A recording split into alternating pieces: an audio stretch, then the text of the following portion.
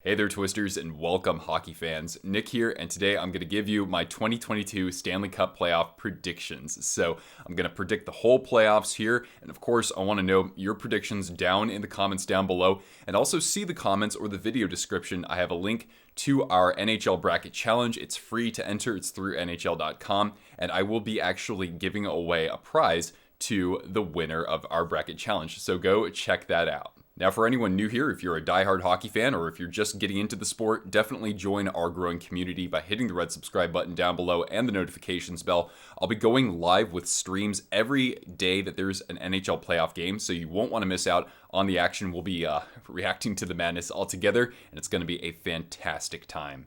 All right, I'm going to start with the Eastern Conference side of the bracket here. So the first matchup, Florida Panthers going up against the Washington Capitals. I think that Florida is just too much for Washington to handle offensively, and the Capitals don't exactly have a healthy Alex Ovechkin to start the playoffs. So for that matter, I think Florida finally snaps the curse here and wins a round in the playoffs. I think that they get it done in 5 games. The next matchup, we've got the Toronto Maple Leafs going up against the Tampa Bay Lightning, the two-time defending champions. Certainly Toronto has had a record-setting year, but they have certainly collapsed in the playoffs before. And going up against Tampa, I don't think that's exactly the best matchup in that sense, especially when you look at the goaltending. Somebody like Andrei Vasilevskiy can carry his team through the playoffs like he did last year. And so for that matter, I think it's going to be a really good series, but I think that Tampa is still pretty darn strong in many different positions on the ice.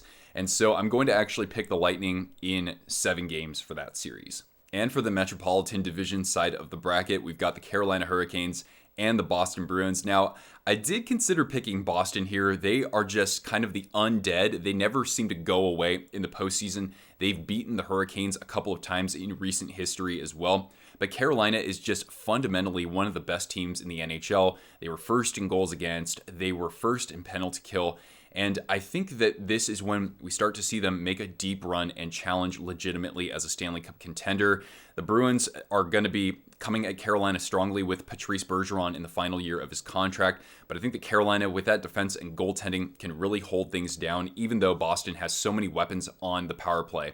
So I'm going to pick the Carolina Hurricanes, but I think this is going to be a nail-biter. 7 games is what it takes to get it done for the Hurricanes. And for the last matchup, we've got the New York Rangers and the Pittsburgh Penguins. Now, all signs point to the Rangers here because they did win the last 3 matchups, but something tells me, all right, you've got the Pittsburgh Penguins and the Washington Capitals. They've been eliminated in the first round the past 3 seasons. I don't see both of those teams getting knocked out in the first round this year. And Sidney Crosby, I would definitely put my money on him to go God mode and get Pittsburgh over the hump. Casey DeSmith played really well down the stretch. And so Penguins, they have a better defense and goaltending situation than we're giving credit for, even though Igor Shesterkin has had a hell of a season. I can't dispute that whatsoever. That said, I will pick the experience of the Pittsburgh Penguins with the likes of Crosby, Letang, Malkin, Gensel, and of course Jeff Carter as well. They get it done in 6 games. Now let's go to the Western Conference. We'll begin with the central side of the bracket. So we've got the Colorado Avalanche and the Nashville Predators.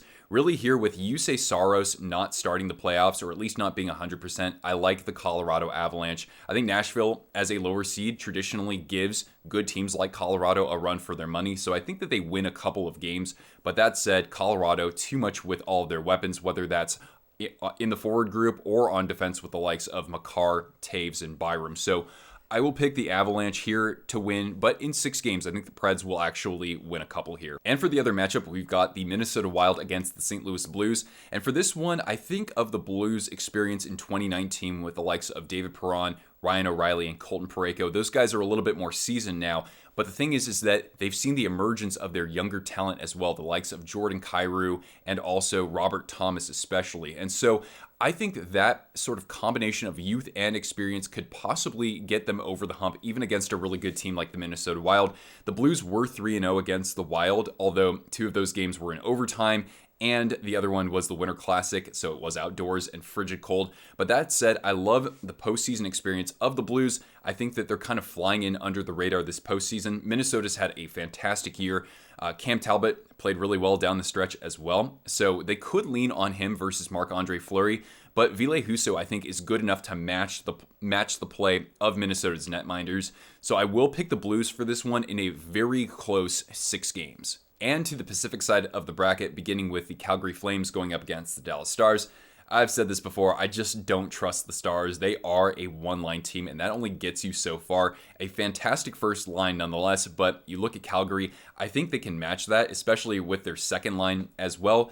Goaltending, I think, favors the Flames as good as Ottinger has played, and Calgary is coached by Daryl Sutter. He's really turned the team around, and we know that Daryl Sutter brand of playoff hockey can really wear teams down. So I will pick the Flames to win this one, also in 5 games. And to close out the first round, we've got the Edmonton Oilers against the LA Kings. Now, Edmonton has been sizzling hot for quite a while now, and Mike Smith has actually played really well in goal over the last 5 or 6 weeks for them. So Edmonton, it's interesting because they have so much top-end talent with the likes of McDavid and Draisaitl, but you've got the LA Kings. Not exactly the most glamorous team out there, but they have the likes of Dustin Brown, who's going to hang him up at the end of the season. Dirty Dustin Brown, that is.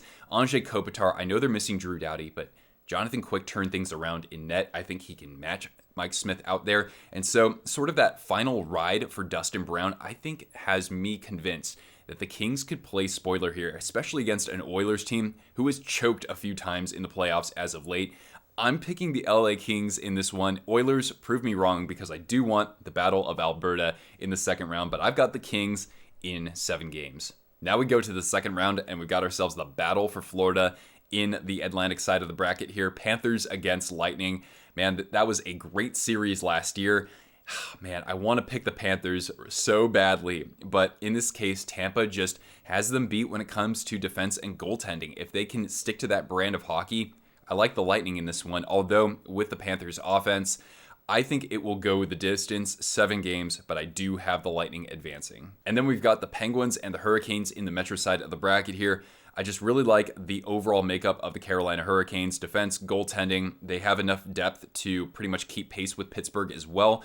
So I think they get it done. I think Pittsburgh may be a little bit overwhelmed by the Rangers in round 1 despite winning. So I've got the Hurricanes marching on in 5 games and getting a rematch of last year's second round against the Lightning in the conference final. In the Western Conference, we start with the Avalanche against the Blues. They met in the first round last year, and Colorado, as we know, has trouble getting out of the second round. In this case, I do see that continuing. I think the Blues have some magic in them. Again, I love how they have that proven experience from guys like Tarasenko, Shen, O'Reilly, Perron. You match that with Kyrou and Thomas, the play of Ville Husso. I think that he could, match whatever Darcy Kemper can do at the other end of things. And again, the pressure's really on Colorado. It's going to be interesting to see how they respond to that, especially as we get deeper on into the playoffs. So I'm actually going to pull for the Blues in this one. I do think this goes to the full 7 games. And for the Pacific, we have the Calgary Flames against the LA Kings. And for this one, Daryl Sutter is going up against his old team, so that does give him an advantage.